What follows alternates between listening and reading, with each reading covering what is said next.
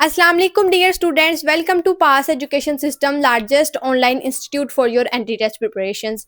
Dear students, जैसे कि आप सब लोग जानते हैं कि यूईटी की first merit list, UET Lahore की फर्स्ट मेरिट लिस्ट जो है वो अनाउंस हो चुकी है। तो जिन स्टूडेंट्स का भी फर्स्ट मेरिट लिस्ट के अंदर नाम आ चुका है उन तमाम स्टूडेंट्स को many many congratulations from pass team. तो डियर स्टूडेंट्स, अगर आप लोगों का नाम आप लोगों की डिजायर्ड फील्ड में भी आया है तब भी वेल एंड गुड, और अगर आप लोगों का नाम डिजायर्ड फील्ड में नहीं आया तो इंशाल्लाह अपकमिंग मेरिट लिस्ट में आपका नाम ज़रूर आ जाएगा। उम्मीद पे दुनिया कायम है। तो आप लोग, अगर आप लोगों के एग्रीगेट बहुत अच्छे हैं तो अगर आप लोगों को किसी और फील्ड में भी नाम आ गया है तो फिर भी आप लोगों के लिए वेरी बेस्ट विशेस। ये जिस फील्ड में आ गए वो भी बहुत अच्छी है, शुक्र अल्हम्दुलिल्लाह, बेहतर है। तो अगर आप लोगों का नाम फर्स्ट मेरिट लिस्ट में आ गया है और अब आप लोग को नेक्स्ट मेरिट लिस्ट में अपना नाम कंसीडर करवाना है और अपना एडमिशन कंफर्म करवाना है यूईटी में, तो आप लोगों को उसका सारा एडमिशन प्रोसीजर कंप्लीट करना पड़ेगा।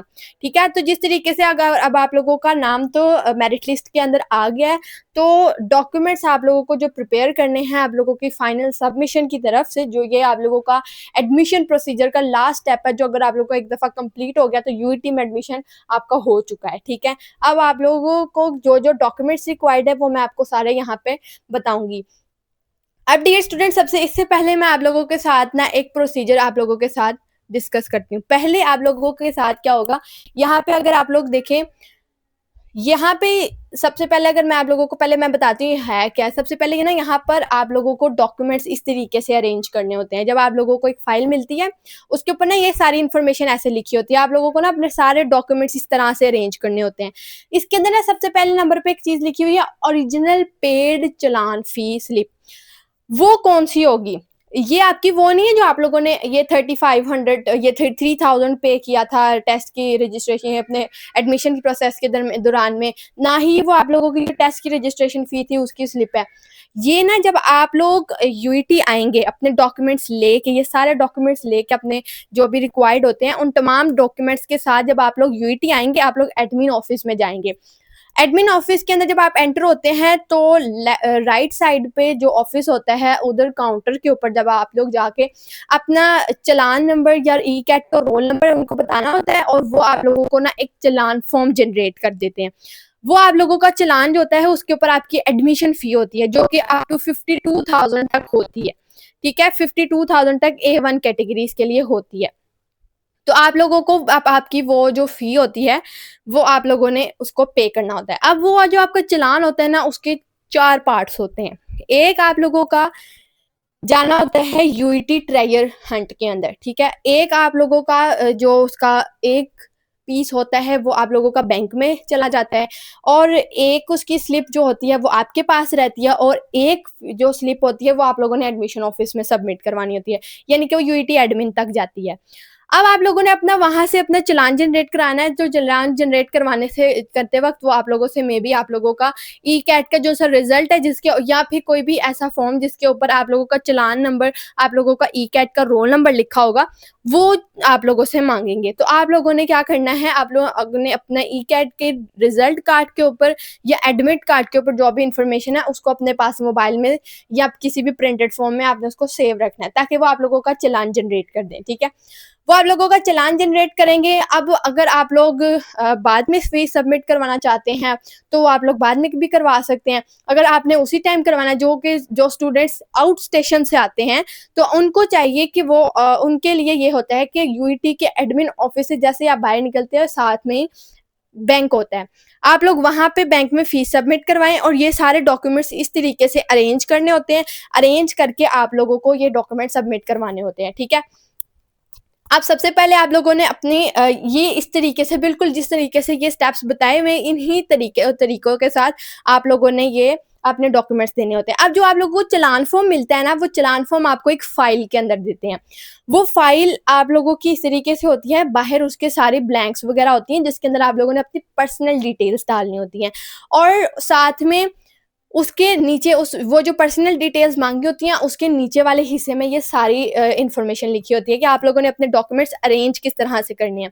वो जो आपके पास फाइल होती है ना, उसी फाइल के अंदर आप लोगों ने इस पैटर्न के साथ सारे डॉक्यूमेंट्स को अरेंज करना होता है और उन डॉक्यूमेंट्स को आप लोगों ने सबमिट कराना होता है। अब सबसे पहले जो एक फर्स्ट सेट होगा, ये आप लोगों के सारे फॉर्म्स और जो भी यूनिवर्सिटी की फॉर्मेलिटी है, ये आप लोगों ने वो सारी पूरी करनी है। एक हो गया आपका ओरिजिनल चालान फॉर्म, ठीक है, ये एक आपका हो गया ओरिजिनल चालान फॉर्म, ठीक है, उसकी पेड स्लिप जो है वो आप लोगों ने निकालनी है। अब इधर एक बात आप लोग ध्यान से सुने, आप लोग किसी भी तरह की फीस सबमिट करवा रहे हैं, आप लोगों ने ये बैंक में फीस सबमिट कराई है या ऑनलाइन पे की है, आप लोगों ने कभी भी अपनी पेड चालान स्लिप जो है वो कभी भी फेंकनी नहीं होती है, उसको डिलीट नहीं करना होता, उसको घुमाना नहीं होता है, क्योंकि वो किसी भी वक्त आपके काम आ सकती है। अभी जैसे कि रजिस्ट्रेशन के दौरान पे या एडमिशन जब प्रोसेस चल रहा था, तो उस वक्त में कुछ स्टूडेंट्स ने क्या किया था, जब फी पे हो गई थी तो इन्होंने अपने जो चालान फॉर्म्स की रिसिप्ट थी, पेड चालान की रिसिप्ट थी, वो घुमा दी थी, डिलीट कर दी थी या फेंक दी थी। तो अब बाद में जब देखें इश्यूज हुए तो फिर उनको वो एज प्रूफ दिखाना था ना, तो इस वजह से आप लोगों ने अपने पास जो पेड चालान फी होती है उसका जो रिसिप्ट होती है वो आपने अपने पास लाजमी रखनी होती है। ये ओरिजिनल वाली तो आप उनको देंगे, लेकिन अगर आप लोगों ने जो उसकी ओरिजिनल है ना उसकी कॉपी ना भी करवाएं, उसकी पिक्चर रख लें अपने मोबाइल में, अपने और चालान फॉर्म की जो भी आप चालान पे करें उसकी रिसिप्ट अपने पास मोबाइल में लाजमी सेव कर लें, ठीक है। आज की वीडियो में मैं आपके साथ जो भी चीज़ें बताऊंगी ये डॉक्यूमेंटेशन के हवाले से बहुत इंपॉर्टेंट है। अगर आप लोगों ने ये चीज़ें अपने नोटिस में नहीं लिया, इन चीज़ों को ज़रूरी नहीं समझा, तो आप लोग बाद में बहुत नुकसान उठाएंगे। डॉक्यूमेंट्स आपके लिए बहुत ज़रूरी होते हैं। ये डॉक्यूमेंट्स जो भी होते हैं इसके अंदर या भी आपके ओरिजिनल डॉक्यूमेंट्स यूईटी में चले जाने हैं, तो इसको किस तरीके से इसके पास जो कॉपीज़ हैं उनको मैनेज करना है वो आप लोगों को देखना पड़ेगा, अपना संभालना पड़ेगा। अदरवाइज आप लोगों की 12 साल की मेहनत होती है, इनका बहुत ख्याल रखना होता है, ठीक है। तो अब आप लोगों ने ये जो पेड चालान है इसकी एक कॉपी आप लोगों ने अपने मोबाइल में भी सेव कर लेनी है, ठीक है। मोस्टली स्टूडेंट क्या करते हैं, वो ऑनलाइन पे करवा देते हैं चालान। तो आप लोगों ने उस टाइम पे क्या करना है, अपना ओरिजिनल चालान जो भी जनरेट हुआ होगा उसके साथ आप लोगों ने ना जो आप लोगों की रिसिप्ट ऑनलाइन पे हुए हुए की इसका स्क्रीनशॉट होता है ना, उसका प्रिंट आउट निकाल के उसको चालान फॉर्म के साथ अटैच कर देना है, ठीक है। तो ये फिर उनको पता चल जाएगा, ठीक है। आप लोगों का ये सीन होगा। फिर उसके साथ आप लोगों ने 4 रिसेंट फोटोग्राफ्स लेने हैं, ठीक है। अब 4 जो आपके फोटोग्राफ्स होंगे, एक आप लोगों का जो फाइल के ऊपर लगेगा, जो आप लोगों को फोल्डर देंगे ना वो उसके ऊपर जहाँ पे आप लोगों से उन्होंने अपनी सारी इंफॉर्मेशन आपकी पूछी होगी ना, उधर ही आप लोगों की वहां पे भी एक स्पेस होगी, एक पिक्चर आप लोगों ने वहां पे पेस्ट कर देनी है, और जो बाकी की 3 पिक्चर्स हैं वो आप लोगों ने अपने बायोडाटा फॉर्म के साथ लगा देनी है। अब बायोडाटा फॉर्म इसके बाद आप लोगों ने लगाना है इसके, और साथ में आप लोगों ने मेडिकल सर्टिफिकेट जो कि आप लोगों का रजिस्टर्ड मेडिकल प्रैक्टिशनर है पीएमडीसी से, उससे आप लोगों ने उसके साइन करवाने हैं। उसके साथ आप लोगों ने इनकम सर्टिफिकेट, अगर आप लोगों के पेरेंट्स गवर्नमेंट या प्राइवेट एम्प्लॉय हैं, जॉब होल्डर हैं, सैलरी पे उनकी सारी इनकम होती है, डिपेंडेंट है, तो आप लोगों के अगर पेरेंट्स की सैलरी स्लिप्स हैं या कोई भी गार्डियन है जो आप लोगों को सपोर्ट कर रहे हैं, तो आप लोगों की उनके अगर सैलरी स्लिप्स हैं तो आप लोग उनकी सैलरी स्लिप्स भी दे सकते हैं, ठीक है।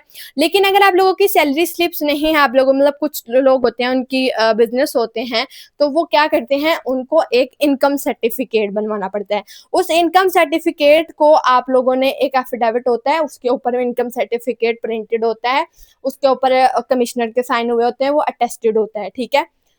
वो इनकम सर्टिफिकेट आपने लेना है, ठीक है, वो बनवाना है। अगर आप लोगों के पेरेंट्स की सैलरी स्लिप्स नहीं है तो आप लोगों ने उनकी इनकम सर्टिफिकेट को बनवाना है।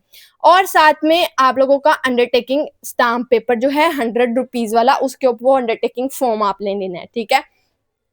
अब मैं आप लोगों को पहले इन फॉर्म्स की डिटेल्स बता दूं। आप लोग यूईटी के एडमिशन पोर्टल पे जाएं, यहाँ पर आप लोग जब डाउनलोड्स पे आएंगे, डाउनलोड्स पे आके अब जब यहाँ पे कंपलसरी फॉर्म, ये मिसेलेनियस के फॉर्म्स के ऊपर मैंने क्लिक किया हुआ है, और यहाँ पे आप compulsory form for all categories इसके ऊपर क्लिक करेंगे, आपके पास तो इधर आप लोगों के पास सारे फॉर्म्स जो हैं जो आप लोगों को रिक्वायर्ड हैं, declaration form, biodata card, medical certificate, undertaking sample, income certificate, last drawn salary certificate, और अगर सेल्फ एम्प्लॉयड है तो आप लोगों को अंडरटेकिंग जो है duly attested bye class 1 gazetted officer, उसे आप लोगों को अटेस्ट करवाना पड़ता है। ये आप लोगों का डिक्लेरेशन फॉर्म है, ये आप लोगों को बस एक ऐसे ही साथ में लगाना होता है ये। और साथ में ये है आपको बायोडाटा कार्ड। बायोडाटा कार्ड के अंदर ये आपका पर्सनल रिकॉर्ड, ये आपकी फैमिली का रिकॉर्ड, और यहाँ पे एक्स्ट्रा, और इसके अंदर आपने एक्स्ट्रा करिकुलर एक्टिविटी जो भी आपका रिकॉर्ड है, अगर आप लोग एक्स्ट्रा करिकुलर एक्टिविटीज के अंदर इन्वॉल्व हैं तो आप लोग लाजमी लिखें, अगर नहीं है तो इस पोर्शन को आप लोग खाली छोड़ सकते हैं। ठीक है, उसके बाद आप लोगों ने अपना एकेडमिक रिकॉर्ड जो है वो सारा यहाँ पे मेंशन करना है, और यहाँ से नीचे आप लोगों ने अंडरटेक करना है कि यस मैंने जितनी भी ऊपर इन्फॉर्मेशन प्रोवाइड की है ये सारी जेन्युइन है। ठीक है, और इसके बाद ये है आप लोगों का मेडिकल सर्टिफिकेट। ये मेडिकल सर्टिफिकेट सिर्फ जो आउट स्टेशन स्टूडेंट्स हैं ना, जो स्टूडेंट्स लाहौर में नहीं रहते हैं, ये इंफॉर्मेशन उन स्टूडेंट्स के लिए लाजमी तौर पे है। ये जो मेडिकल सर्टिफिकेट है ना, आप लोग इसको ज़रूर अपने जो घर से बनवा के लेके ज़रूर आएँ, ठीक है? क्योंकि इसके ऊपर आप लोगों को पीएमडीसी से रजिस्टर्ड एक डॉक्टर की सिग्नेचर्स की ज़रूरत होती है, उसकी स्टैम्प चाहिए होती है, उसका रजिस्ट्रेशन नंबर चाहिए होता है। तो ये फिर आप लोगों के लिए यहाँ पर आकर मुश्किल हो जाता है। तो आप लोगों ने ये चीज़ अपनी ज़रूर कंप्लीट करके लानी है। बाकी बस यही फॉर्म्स हैं, और ये आप लोगों का फॉर्म है अंडरटेकिंग फॉर्म, जो कि आप लोगों ने 100 रुपीज़ के स्टाम्प पेपर के ऊपर प्रिंट करवाना है, ठीक है? ये आप लोगों का अंडरटेकिंग फॉर्म है। ये सारे फॉर्म्स मैंने अब आपको दिखा दिए और मैंने आपको बता भी दिया, यहाँ से मैंने निकाले हैं, ठीक है? अब मैंने आप लोगों को जो बात बतानी है वो ये है कि ये जो मैंने अभी आपको डॉक्यूमेंट्स बताए हैं, ये बायोडाटा फॉर्म, इनकम सर्टिफिकेट और अंडरटेकिंग फॉर्म, ये 3 फॉर्म्स जो हैं इसके ऊपर अटेस्टेशन चाहिए होती है। ये एफिडेविट के ऊपर रिक्वायर्ड होते हैं। जिनकी सैलरी स्लिप नहीं है ना, जिनके पेरेंट्स सेल्फ एम्प्लॉयड है, तो उनको अपना इनकम सर्टिफिकेट बनवाना पड़ेगा। तो इस तरह से क्या होगा कि आप लोगों को ये वाले डॉक्यूमेंट्स जो होते हैं ना, बायोडाटा फॉर्म भी आप लोगों का प्रिंट हो जाएगा। आप लोग अपनी वेबसाइट से, मैंने अभी आपको दिखाया, प्रिंट करवा सकते हैं। सेकेंडली मेडिकल सर्टिफिकेट भी आप लोग प्रिंट करवाएं। जो चीज़ बची इनकम सर्टिफिकेट और अंडरटेकिंग, ये आप लोगों को यूनिवर्सिटी के फोटोशॉप से भी मिल जाता है, ठीक है? वो उसके अंदर आप लोगों को स्टाम्प पेपर के ऊपर ही आप लोगों का अंडरटेकिंग फॉर्म, आप लोगों का इनकम सर्टिफिकेट प्रिंटेड हुआ मिलता है। वो स्टाम्प पेपर आप लोगों का अटेस्टेड भी होता है, उसके ऊपर कमिश्नर के साइन भी होते हैं, जो भी कमिश्नर होता है उसके साइन हुए होते हैं। आप लोगों को वो आई गेस वो जो है वो दे देते हैं। कुछ आप लोगों को उसकी पे करना होता है और वो फॉर्म्स का, तो वो आपको प्रिंट निकाल के दे देते हैं, ठीक है? आप लोगों ने, अगर आप लोगों के लिए ज़्यादा मुश्किल है कि आप लोगों को वो पे करने हैं, तो आप लोग वहाँ से बाय कर सकते हैं। अदरवाइज़ आप लोगों ने सिंपली अपने जो फॉर्म्स हैं ये वेबसाइट से कॉपी करने हैं, इनको पकड़ के आपने फ़ोटो शॉप पे लेके जाना है, एक स्टाम्प पेपर खरीदने हैं, स्टाम्प पेपर के ऊपर आप लोगों ने इनको प्रिंट करवाना है अच्छे तरीके से। फिर स्टाम्प पेपर पे प्रिंट करवाने के बाद बेशक आप लोग इसको बाद में फिल कर लें, या कंप्यूटर से ही फिल करके उसको डायरेक्ट इसके ऊपर प्रिंट करवा दें, ये आप पे डिपेंड करता है। ठीक है, इस तरीके से ये आप लोगों के फर्स्ट सेट कंप्लीट हो जाएगा। ठीक है, मैंने आपको सारा प्रोसेस भी बता दिया कि किस किस तरीके से आपने करना है। आई होप कि आप लोगों को अंडरस्टैंड कर गए होंगे। ये मैं आपको सारा जेन्युइन तरीका बता रही हूँ कि आप लोगों ने किस तरीके से क्या क्या चीज़ें, क्योंकि जो स्टूडेंट्स ज़्यादातर बाहर के शहरों से आए होते हैं ना, दूर दूर से आए होते हैं, उनको ये चीज़ें नहीं पता होती हैं, तो वो फिर यहाँ पे आके बहुत ज़्यादा यहाँ पे डिस्टर्ब होते हैं। एक तो वो आउट ऑफ सिटी से आए होते हैं, ऊपर से वो यहाँ पर आते हैं, फिर उनको ये सारा प्रोसीजर नहीं पता होता, तो वो फिर बहुत ज़्यादा इस चीज़ से डिस्टर्ब होते हैं। तो इसलिए बेहतर है कि अगर आप लोगों के कोई भी आपके कोई जानने वाले हैं जो यूईटी में अप्लाई कर रहे हैं और आउट स्टेशन है, लाहौर में नहीं रहते हैं, तो स्पेशली ये वीडियो उनको ज़रूर दिखाएं, उनके साथ ज़रूर शेयर करें, ताकि उनका फ़ायदा हो सके। ठीक है, अब सेकंड सेट जो आपने प्रिपेयर करना है, that would be your original documents. ठीक है, ये आप लोगों के ओरिजिनल डॉक्यूमेंट्स का एरिया है। आप लोगों के जितने ओरिजिनल डॉक्यूमेंट हैं, मैट्रिक का है, एफएससी पार्ट 1 का है, डोमिसाइल का आप लोगों का सर्टिफिकेट जो है, ठीक है, ये तीनों। बाकी जो फोर्थ और फिफ्थ पॉइंट है वो आपके लिए नहीं है, उसको छोड़ दें। Original matric, original FSc part 1 और ओरिजिनल डोमिसाइल सर्टिफिकेट, ये तीनों ओरिजिनल आपके डॉक्यूमेंट्स हैं। सेकंड सेट में ये तीनों आपके लगे होने चाहिए बिल्कुल इसी पैटर्न से, पहले मैट्रिक का, उसके नीचे एफएससी पार्ट 1 का, उसके नीचे डोमिसाइल का सर्टिफिकेट। अब यहाँ पे ना एक बात और जिसकी वजह से स्टूडेंट्स डिस्टर्ब होते हैं, वो ये है कि जो स्टूडेंट्स प्राइवेट कॉलेजेस में पढ़ते हैं, प्राइवेट कॉलेजेस वाले उनको एफएससी पार्ट 1 का ओरिजिनल रिजल्ट कार्ड नहीं निकलवा के देते, बोर्ड की तरफ से जो आता है वो नहीं निकाल के देते हैं। वो आप लोगों को एफएससी पार्ट 2 का एक ही दफा रिजल्ट देते हैं जो कि ओवरऑल रिजल्ट होता है। एफएससी पार्ट 1 का अलहदा से रिजल्ट नहीं देते हैं वो आपको, ठीक है।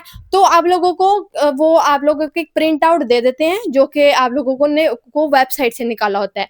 उसके ऊपर बोर्ड की ओरिजिनल स्टैंप नहीं लगी होती। लाइक लाहौर बोर्ड की जो पैटर्न है एक रिजल्ट कार्ड का, उसके ऊपर ये है कि जो बोर्ड की का मोनोग्राम है वो ग्रीन कलर में होता है, बाकी सारा ब्लैक एंड व्हाइट होता है। तो इसी तरीके से फिर आप लोगों को वो जब आप लोग वही वाला जो आप लोगों के कॉलेज ने दिया होता है वो आप लोग लेके जाते हो ना, तो फिर जब आप डॉक्यूमेंट सबमिट कराते हो वो चेक करते हैं ना जब डॉक्यूमेंट्स, तो आप लोगों के फर्स्ट ईयर के रिजल्ट पे वो इशू क्रिएट कर देते हैं कि ये आप लोगों का ओरिजिनल रिजल्ट नहीं है, हमें ओरिजिनल रिजल्ट चाहिए।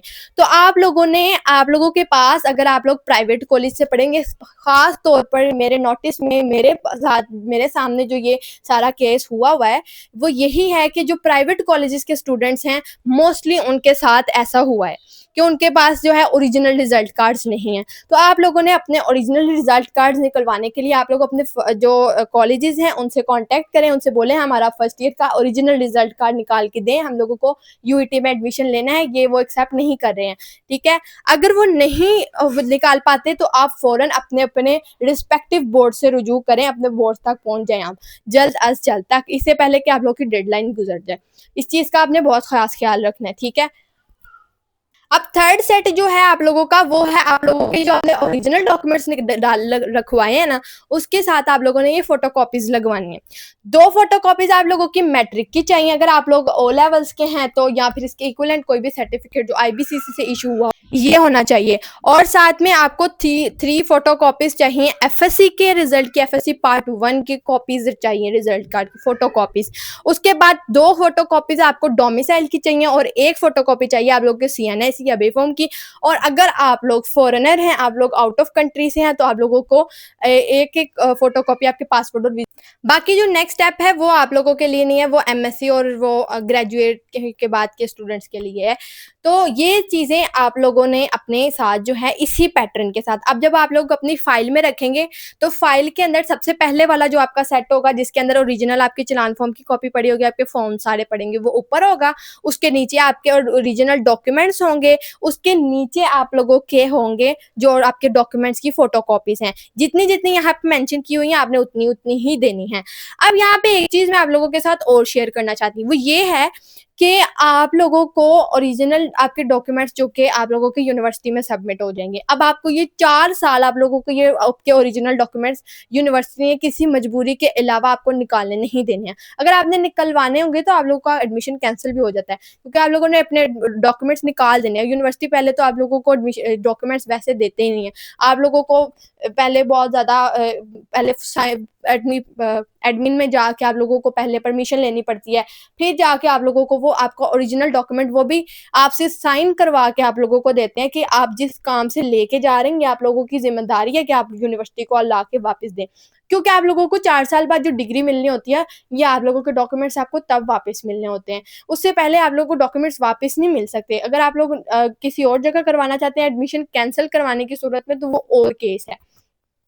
तो अब बात ये है कि ओरिजिनल डॉक्यूमेंट्स अब आप लोगों के यूनिवर्सिटी के पास चले जाएंगे। तो आप लोगों को ज़िंदगी में आगे इन 4 सालों में आप लोगों को अपने डॉक्यूमेंट्स की ज़रूरत पड़ सकती है। कहीं आप लोग स्कॉलरशिप में अप्लाई कर सकते हो, किसी और जगह पे आप लोगों को कहीं न कहीं पे आपके डॉक्यूमेंट्स की ज़रूरत पड़ सकती है इन फ्यूचर। तो इस मकसद के लिए आप लोग एक डिसिप्लिन्ड स्टूडेंट बन के आप लोग अपनी एक फाइल तैयार करें जिसके अंदर आप लोग एटलीस्ट अपनी जो ओरिजिनल डॉक्यूमेंट्स हैं, मैट्रिक है, एफएससी पार्ट 1 है, जब पार्ट 2 का रिजल्ट आएगा उसका रिजल्ट कार्ड भी, इनकी एटलीस्ट 10 कॉपीज अपने पास रखें अपनी फाइल में, ठीक है। और इनको अपनी फाइल में रखने के बाद साथ साथ आप लोग इसके जो आपकी है डोमिसाइल है उसको भी आप लोग रखें। और तीसरी चीज़ ये है कि ये जो आपके सारे ओरिजिनल डॉक्यूमेंट्स हैं, आपका मैट्रिक है, आपका एफएससी है, आप लोगों का अगर जो डोमिसाइल है वो है, और अगर आप लोगों का वो आईडी कार्ड बन चुका है तो उसकी आगे पीछे की पिक्चर जो है उसको आप अपने पास सेव, अगर नहीं है तो बी फॉर्म की पिक्चर अपने पास एक पिक्चर बनाएं, उसकी पीडीएफ फाइल बनाएं, उसको अपने मोबाइल में गूगल ड्राइव पर डाल के रखें ताकि वो आप लोगों की सेव रहे। इन चीज़ों को आप लोगों ने सेव करना होता है और इनको इन एडवांस में अपने पास सेव रखना होता है, ठीक है। ये ज़रूरत आपको कभी भी पड़ सकती है, तो आप लोगों ने इस तरीके से अपने कॉपीड जो आप लोगों की फोटो कॉपीज डॉक्यूमेंट है उसको आप लोगों ने मैनेज करना होता है। एक चीज लास्ट पे रह गई है, दैट इज हॉस्टल अलॉटमेंट, ठीक है। यूईटी के अंदर हॉस्टल का प्रोसीजर क्या है? तो जो स्टूडेंट्स हॉस्टल के अंदर अप्लाई करना चाहते हैं वो स्टूडेंट्स के को क्या करना होता है, एडमिन ऑफिस में ही हॉस्टल के लिए भी एक ऑफिस होता है, एडमिन ऑफिस के अंदर ही है, जिस ऑफिस में आप लोगों ने अपने चलान फॉर्म्स लेने हैं और वहीं पे अपनी फाइल सबमिट करवानी है। उसके बिल्कुल सामने एक हॉस्टल का भी एडमिन ऑफिस है, वहाँ पे जाके आप लोगों ने हॉस्टल का चलान निकलवाना है, हॉस्टल का चलान पे करना है। उसके बाद आप लोग की हॉस्टल की मेरिट लिस्ट लगेगी जो कि आप लोगों के क्लासेस स्टार्ट होने से 1-2 दिन तक लग जाएगी, ठीक है। वो हॉस्टल की मेरिट लिस्ट लगेगी तो फिर आप लोगों ने हॉस्टल की भी आपको पता चल जाएगा कि आप लोगों के जो मोस्टली आउट स्टेशन स्टूडेंट्स होते हैं उन तमाम स्टूडेंट्स को मैक्सिमम हॉस्टल्स अलॉट हो जाते हैं, सिर्फ जो डे स्कॉलर्स होते हैं यानी कि लाहौर में रहने वाले होते हैं उनको हॉस्टल्स नहीं मिलते। तो हॉस्टल का सिंपल प्रोसेस यही है कि आप लोगों ने वहीं से चलान निकलवाना है और वहीं पे करके आ जाना है, ठीक है। तो ये सारा प्रोसीजर होता है, ये आप लोगों को मैंने एडमिशन प्रोसीजर सारा यूईटी का बताया है कि इस तरीके से मैंने बहुत ज़्यादा डिटेल में बताया है। अब डियर स्टूडेंट्स आपके साथ एक इम्पॉर्टेंट अनाउंसमेंट और शेयर करनी है कि हमारा जो पास का बैच 1.0 है एडमिशन 2026 के लिए स्टार्ट होने जा रहा है जुलाई 2025 से, जुलाई के लास्ट से स्टार्ट होगा। तो इसकी रजिस्ट्रेशन की डेडलाइन जो है 28 जुलाई 2025 है। तो अगर आप लोगों के कोई भी जूनियर्स हैं, आपके बहन भाई हैं जो कि अभी इस वक्त सेकेंड ईयर में पढ़ रहे हैं, तो उनको लाजमी तौर पर रिकमेंड करें कि वो लोग जो हैं बैच को लाजमी तो उनको आप लोग लाजमी तौर पर रेकमेंड करें कि वो लोग हमारा बैच ज्वाइन करें। आप लोग एडमिशन फेज से गुजर चुके हैं, आप लोगों को अंदाज़ा होगा कि इसमें क्या क्या चीज़ें फेस करनी पड़ती हैं। तो उनको आप लोग ये ज़रूर हमारे बैच को लाजमी तौर पर रेकमेंड करें, उनको बोलें अभी से आप लोग एनईटी की प्रिपरेशन, ई कैट की प्रिपरेशन स्टार्ट कर दें ताकि उनका जो पहले चांसेस में ही एडमिशन सिक्योर हो जाए। तो आप लोग उनके साथ हमारे बैच को लाजमी रिकमेंड करें, उनको ज़रूर बताएं इस बैच के बारे में, उन तक ज़रूर इस बात को पहुँचाएँ।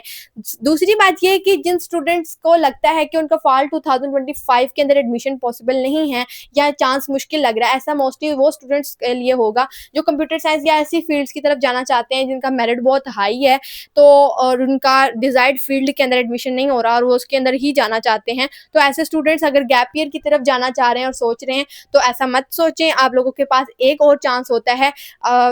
एक साल के अंदर कुछ यूनिवर्सिटीज़ होती हैं जो 2 दफ़ा एडमिशन ऑफर करती हैं, फॉल में और स्प्रिंग में। तो आप लोग अगर स्प्रिंग एडमिशन के अंदर एडमिशन ले लें तो आप लोगों के लिए स्प्रिंग जो ऑफर होता है एडमिशन उसके अंदर एडमिशन ले लें तो आप लोगों के लिए बहुत बेहतर होता है, आप लोगों को आसानी हो जाती है, आप उसी साल में एडमिशन ले सकते हैं। तो आप लोग अगर स्प्रिंग एडमिशन में अब अपना एडमिशन सिक्योर करना चाहते हैं तो आप लोग अभी से प्रिपरेशन स्टार्ट कर दें।